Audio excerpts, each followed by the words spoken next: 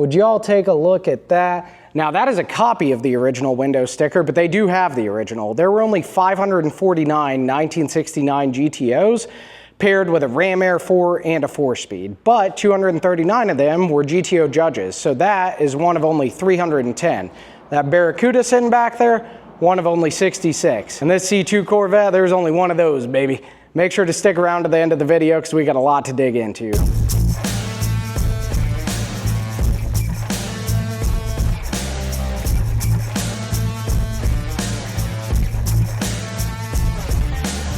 What's going on, y'all? It is 7 a.m. in Kansas City. We're heading to the middle of Kansas to get this guy a big boy bed. I got the kid dropped off of my mom. Time for me to go play. We are gonna stop by a buddy's shop. I don't know the specifics of what he has. We should find some of that sweet nectar that is American muscle. First stop though, a little place I like to call the garage, because that's what it's called. Now, my goal in coming out here to Salina, Kansas was to find at least $2 million worth of cars to show y'all. We're gonna blow that number out of the water. This place is so cool that when it opened in May of 2022, Leno came here for the grand opening. Now, when Jay's plane touched down in Salina, he was actually picked up by a local Salina car collector in a 1929 Rolls Royce. If you want to see a video of Jay's time at the garage, I'll put a link to that down in the description.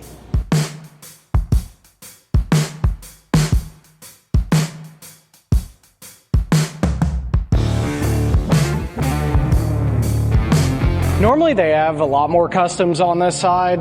This is actually kind of a time period where they've had a lot of stuff leave and they're waiting for stuff to get in. But the entire other side of the facility has a rotating car exhibit, and there's some crazy stuff to dig into here. Let's go ahead and get it going. Look at this, triple carbureted. Revs to what? 7,200 RPM, 75 actually. 7,500 RPMs. V12. And 64. This is the original luggage that came with the car. Matching luggage from 1964. So that 2 million number, we're gonna blow that out of the water because this is 1.5 standing right behind me. Now, Lusso stands for luxury in Italian. So this is essentially the luxury version of a Ferrari 250 GTO. The most beautiful car ever produced, in my opinion.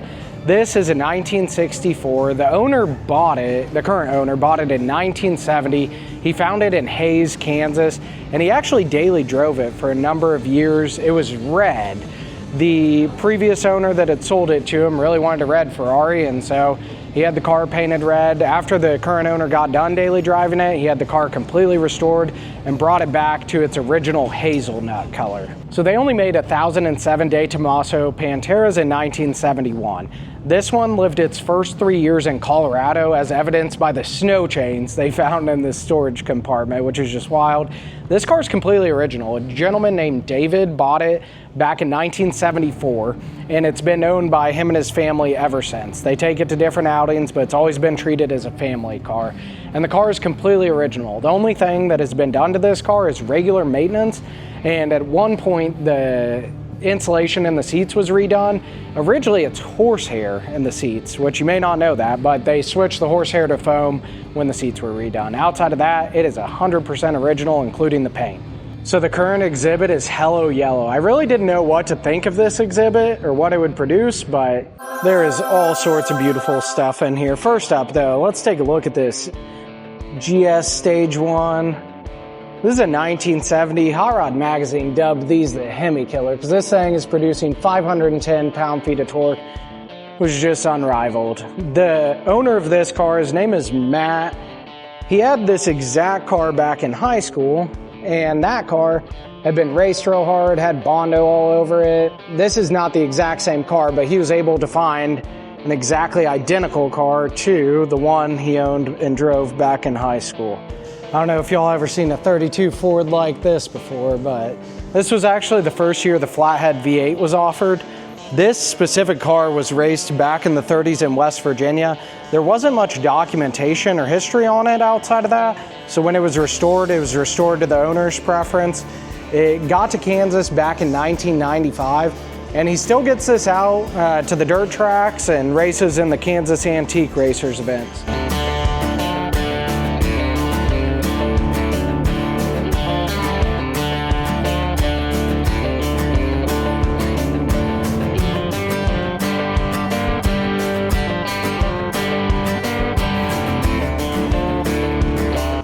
look at this beauty for you 50s Chevy lovers. Now, if you're not overly familiar with 50s Chevy stuff, this is a 57. It's not a Nomad. Nomads were 55 through 57. If they were two-door, they were called a Nomad, but the four-doors did not get called Nomads until 58. So this is specifically a 210 wagon, a 1957. The owner, when he bought it, it had already been swapped with a 350 block, so trying to provide a little more power and a little more cruisability.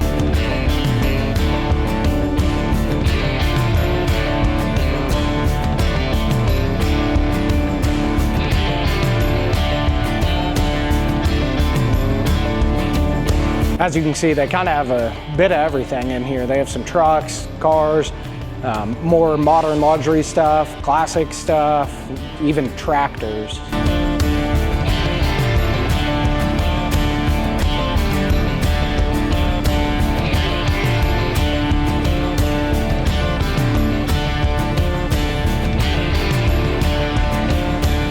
As fun as this was, we're gonna head to my buddy David's shop so we can see some more cars, but here's some stuff start up now. All right, I just got to David's shop. Let's head on in and see what he's got to show us. All right, so we're down at the shop. This is my buddy David. We've been friends for well over a decade. You wanna go ahead and introduce yourself?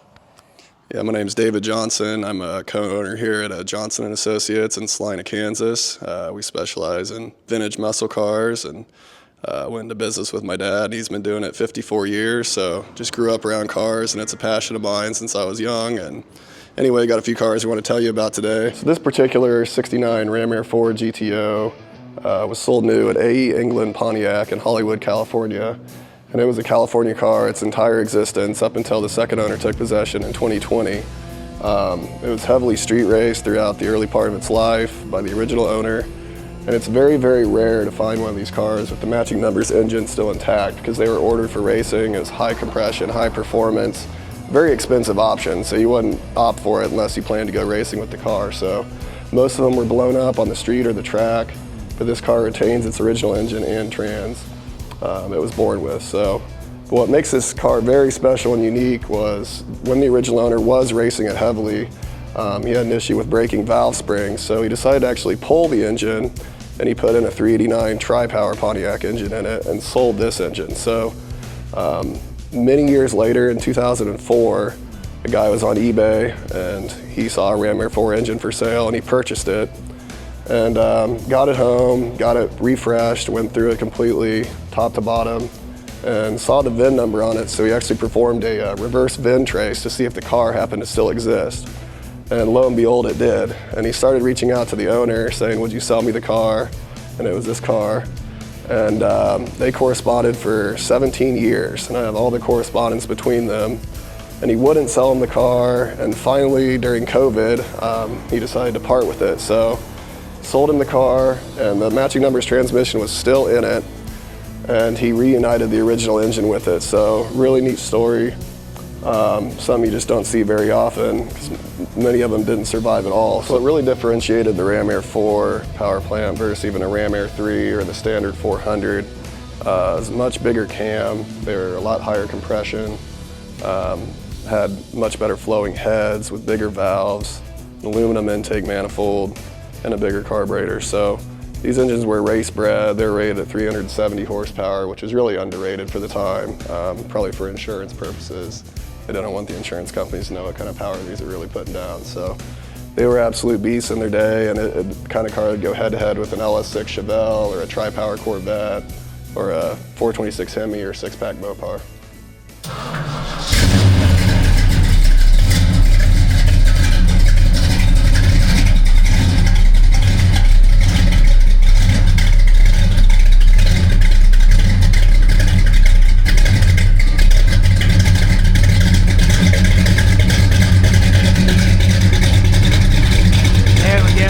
Starting to breathe.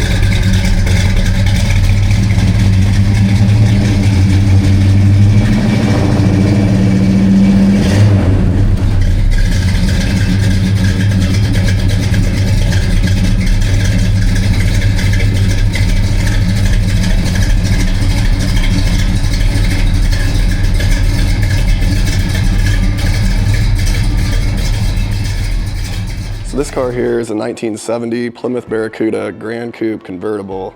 For those Mopar fans out there, you probably already know that E-body convertibles, either Challengers or Barracudas, are very, very rare and sought after. This car is a factory N-code car. It was equipped with a 383 big block, and they only made 84 of them total, and 66 were automatics, which is what this car has. And in addition to just the rarity of the build with the engine and the convertible, it's very, very highly optioned. It's a factory air conditioning car, factory bucket seats with console, power windows, power door locks, 6-way movable driver's seat, and it's even equipped with cruise control, which was an extremely rare option for the time. All the research I found indicates that only 10 cars got that option. So pretty special car, and definitely not something you'd see every day. All right, we're gonna get this Barracuda started up for y'all. Hear this 383.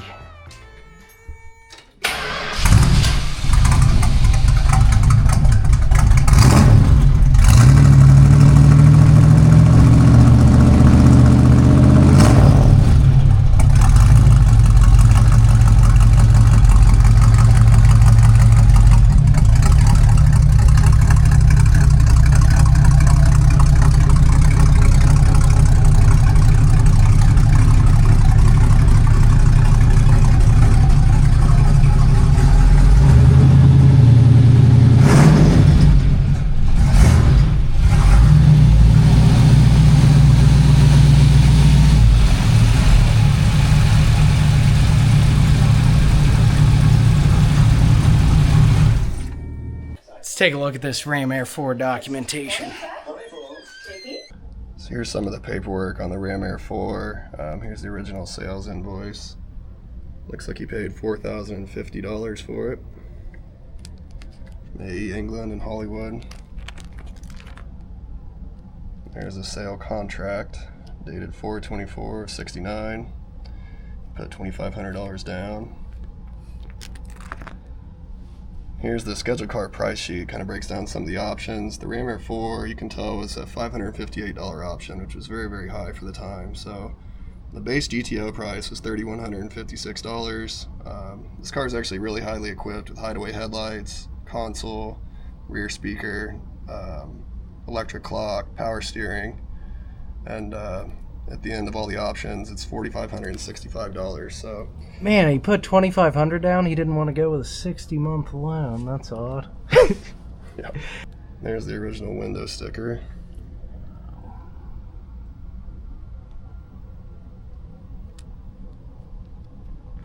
And there's the protective plate, so the original warranty paperwork.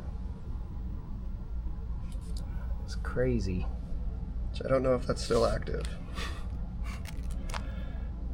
And there are the original registrations. So here's one from '69. If you'll notice, ZCT 147 matches the black plate that's still with the car. And there's the salesman's card who sold the car to the original owner. That is wild. Hollywood Boulevard is where it came from. So this is a 1967 Corvette Resto Mod.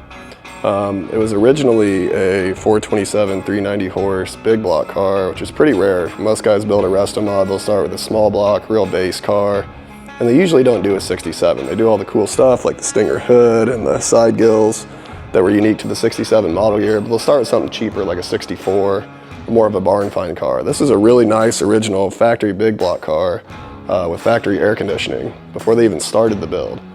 So that's a really unique aspect of it. And we have the original tank sticker as well, which was a sticker they put on the gas tank as the car came down the assembly line that spelled out all the original options. So very few of those survived. As you can imagine, it's sitting on top of the gas tank and exposed to the elements. So pretty neat piece of paperwork to have. From there, it was a ground up build. They did a custom tube chassis by Craftsman at Springfield Motorsports in British Columbia. And it's powered by a 496 cubic inch big block with aluminum heads. They wanted to keep the identity of the car still intact. A lot of guys do the LS and that sort of thing. Being that this was a factory big block car before they started the build, they wanted to keep a big block in it, but it's a fire-breathing 617 horse, fully built motor as well. And the chassis is completely powder-coated red to match the car. It's got modern Corvette suspension, 4-wheel coilovers. The fixie wheels were one-off produced for the car. forged aluminum. They were special ordered and they took a year to get done. So very, very unique build. The interior was also fully redone by Lee Baxter Custom Interiors. They wanted to keep the identity of the car intact, so they didn't overly customize it, but every panel is unique. So the door panels, the rear shelf area, the dash, the headliner is leather, the seats, console, everything is custom done for the car, tailor-made to this particular build. But it still keeps that identity of the original 67 C2 intact. All right, we're gonna get this 67 fired up for y'all. Y'all ought to hear this thing.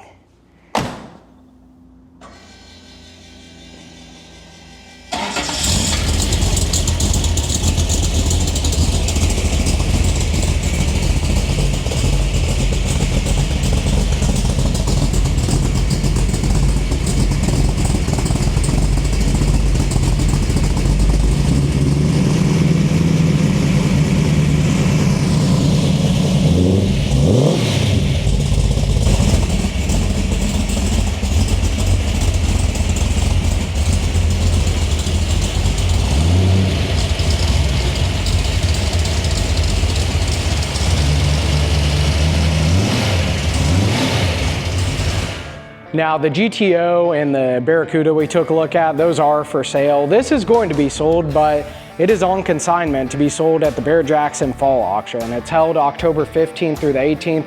No reserve, because everything at Barrett is no reserve. So if you want to crack at this thing, check out Barrett-Jackson in Scottsdale, Arizona for the fall auction. I want to thank Johnson & Associates and my buddy David for talking us through all these beautiful classics. I will leave a link to their website in the description if any of y'all are interested. Check it out. This has been a blast coming out here and hanging around all the classics. I see a cocktail in my future. Even though I'm here to grab a bed and check out the classics, I'm turning this into a vacation. So like the video, subscribe to the channel. We got more on the way. No AC, baby.